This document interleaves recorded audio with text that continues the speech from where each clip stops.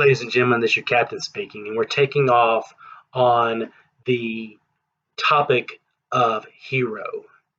Now, I've been struggling around, it's been beating around my brain after watching a new YouTube video about Jordan Peterson. Now, Jordan Peterson, just a backstory, was a Harvard professor and a doctor of psychology from Ontario, Canada.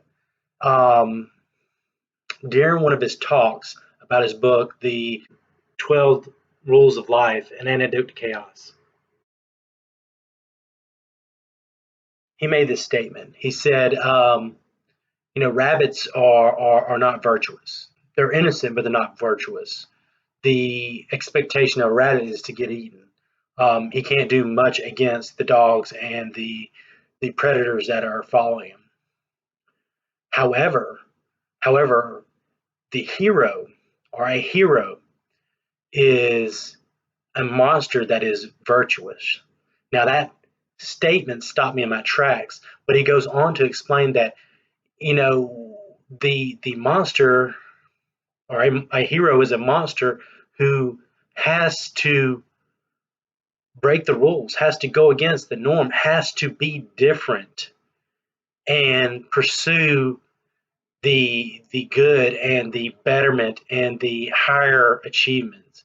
Now, Peterson gave the example of Harry Potter, in which Harry Potter and his group had to go against the rules, had to directly define or divide away from what was laid down in front of them to not only achieve the higher goal, but to defend and defeat the evil that was coming against them.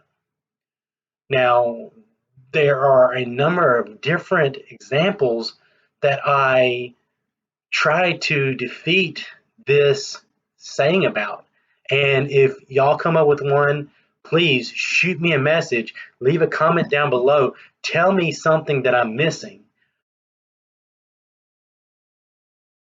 But every hero that I could think of fit in this grouping, this category.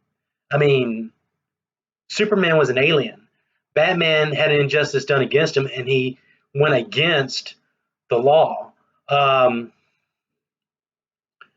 Even going into the good book, I mean, look at David. He actually went against a whole army, went against a king and the mockery of it to defeat a giant. Daniel was thrown in the lion's den. Why? Because he went against the law and against the norm. He was a rebel. Even Jesus Christ was said to be a rebel, a cult leader and a clique ruler, because he went against the norm of the laws and of the rules and regulations of his time. Even though he stood before a king or a governor, and the governor said, I find no fault against this man. Yeah, he makes an uproar. Yeah, he makes a disturbance, but there's no fault in him. And so I just battle this saying that the hero is a virtuous monster. And it pounded away in my brain. But there's so much truth to it that if you intend to accomplish, if you intend to make a difference, you have to go against the norm. You have to go against everybody who's saying, one, you can't do it, two, you shouldn't do it, and three, why are you doing it? You have to be a rebel. You have to be a rebel with a cause and a purpose. Now, there's not much difference when put in this aspect between a hero and a villain, except for the virtue. The villain has a purpose. The villain has a point and a task. The villain's trying to accomplish something. Yes, usually for greed and for power and for just showing off.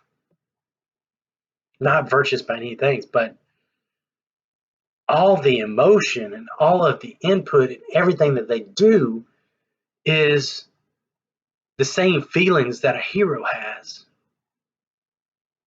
Now, I gave in examples of heroes from comics and from stories and this that, and the other, but the masterful storytellers like Walt Disney, like Dickens, like C.S. Lewis, the masterful storytellers actually have their characters epitomize the thinking processes and the emotions and the feelings that are going into a common man. And I came up with the greatest example of this saying. And I hope you find this amusing. The example I came up with was Shrek. Disney Shrek. Shrek was an ogre. Shrek was an evident monster who, at the beginning of the movie, pursued a villainous course. He was greedy. He wanted his space. He wanted his land. He wanted to be left alone. He was like the Grinch, but but he became the hero of the story when his motives and his pursuits were for the good, where he stood up against the power and the authority and said, hey, wait a minute. You can't steal other people's land. You can't force people to do what you want them to do. You can't have something that isn't yours. That's stealing. And he stood up for it and became the hero. He became the hero of the story. How oftentimes, even through the course of the day, do we need to stand up? As a monster, do we need to stand up for the virtuous calling, for the virtuous choice to make a difference in the day, and difference in the moment, difference in our whole world? And then I look at this and I see, even in myself, in introspection, that I can be a monster. I can be not perfect. I can have flaws. I can be hideously ugly, but still be the hero. Pursue good and virtue. Pursue the right and the just. Defend the weak and the innocent. I want someone out there to give me a hero that doesn't fit this category of being a monster, but when I break it down into myself, I am that way. And I'm all right with it. And you should be all right with it too. This is your captain speaking. See you next time in the friendly skies. Peace.